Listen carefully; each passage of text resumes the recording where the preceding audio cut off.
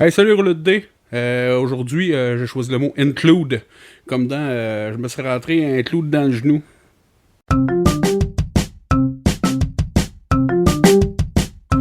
Ouais, include. Donc, include, inclure un nouveau joueur dans une game. Ça, c'est mon idée de base. Première chose importante, je pense, c'est prendre le temps de jaser avec ton joueur, savoir c'est quoi ses attentes, puis toi, parler des tiennes, tu sais. Probablement qu'il y a déjà eu une conversation avant, vous avez parlé de jeu de rôle, tu sais, puis je sais pas, tu sais, des fois, c'est quelqu'un qui a jamais joué, c'est quelqu'un qui a déjà joué, c'est quelqu'un qui a déjà vécu des trucs là longtemps, tu sais, on sait pas. Fait que c'est important de jaser, tu sais, lui, c'est quoi ses attentes? Y a-tu déjà joué, puis il aimerait ça retrouver comme un vieux système? C'est quelqu'un qui sait pas du tout, c'est quelqu'un qui a écouté un peu trop Critical Role, puis que là, il s'attend à quelque chose d'incroyable, tu sais. Ça, l'incroyable, il va l'avoir.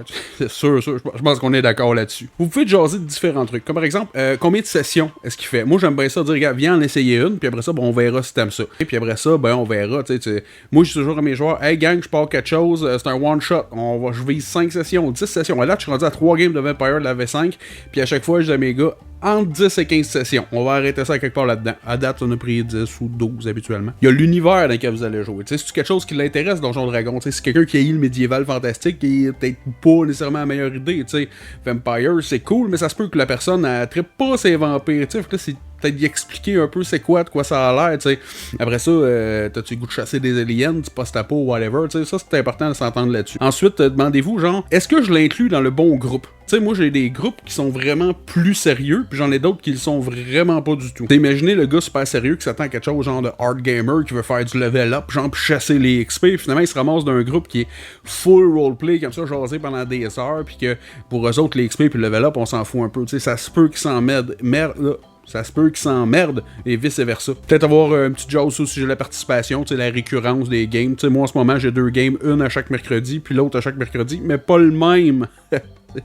Bon, après ça, moi, j'ai tendance à prendre ce joueur-là, l'emmener chez nous tout seul, puis de jaser de son personnage, du concept, pour faire quelque chose qui va fitter avec le reste du groupe. Je suis vraiment le genre de personne que, si on est 5 dans le groupe, puis que les 5 ont le goût d'être un clerk ou un rogue, je m'en fous. Moi, je veux que les personnages aient des personnalités qui se différencient. Après ça, moi, je gérerai s'il y a juste des snipers, comment j'arrange ça. Et j'aime ça, jaser de ça avec eux autres, créer le personnage, et tout de suite après, vu que souvent ils sont un peu excités, on se fait une petite game solo. Tu sais, juste moi puis lui. À l'époque, en 2010, j'avais créé une espèce de petite game d'intro, là, quelque chose qui prend à peu près 1 heure pour le montrer les différentes mécaniques. Après 11 ans, 12 ans de jeu de rôle, là, je dois dire que j'utilise encore la même histoire.